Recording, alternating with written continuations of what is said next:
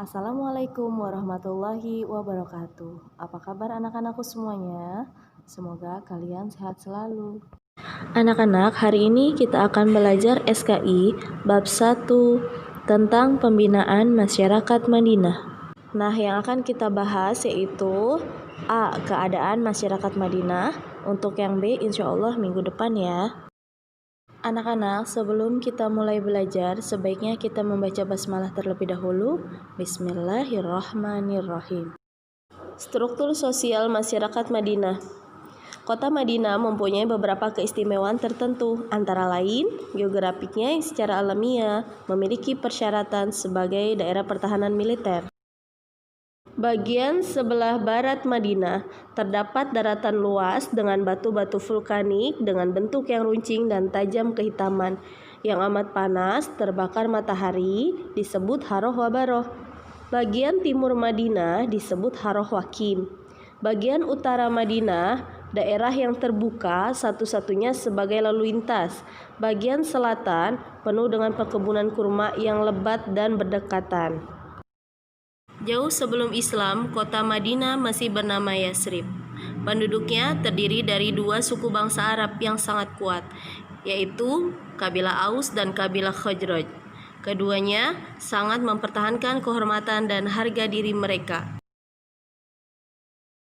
Jadi, pada zaman dahulu diriwayatkan bahwa nama Aus dan Khazraj asalnya dua nama orang laki-laki yang kakak beradik, seibu dan sebapak, yang pada akhirnya mereka terpisah menjadi dua golongan yang saling bermusuhan. Kedua golongan tersebut mempunyai anggota yang sangat banyak dan kuat. Peperangan ini tidak ada hentinya sampai selama 120 tahun.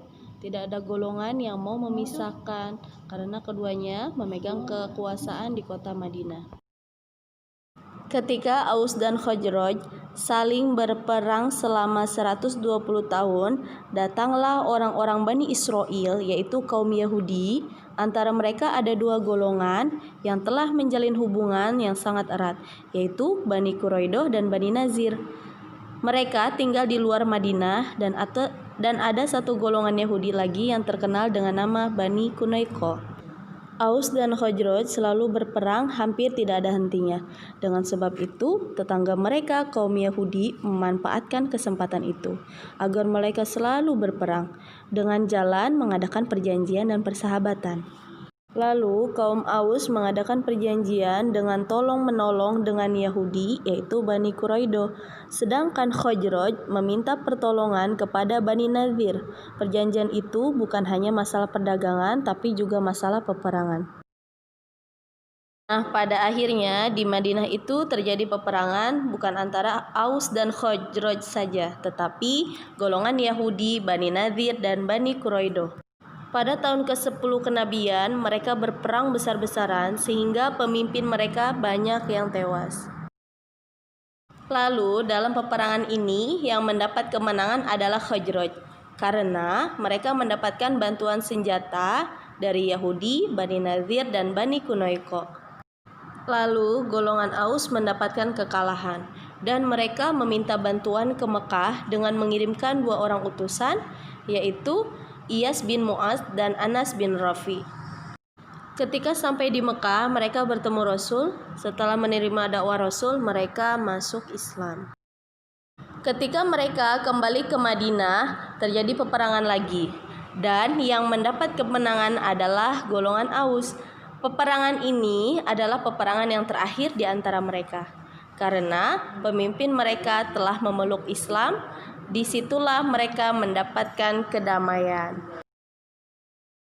Lanjut, penjelasan yang kedua yaitu faktor-faktor yang menyebabkan masyarakat Madinah mudah menerima ajaran Islam. Penduduk Yasrib, yaitu Aus dan Khazraj, pada umumnya tidak memiliki watak yang keras, sombong dalam mengingkari kebenaran. Hal ini disebabkan oleh watak dan ras asal keturunan mereka. Sebagaimana yang telah diungkapkan Rasul, telah datang kepada kalian penduduk Yaman yang berperasaan halus dan berhati lembut. Keduanya keturunan Yaman yang hijrah menetap di Yasrib, yaitu Aus dan Khazraj. Kabilah Aus dan Khazraj adalah keturunan Khotan, sedangkan kaum Muhajirin dan orang-orang Mekah serta penduduk sekitarnya adalah keturunan Adnan.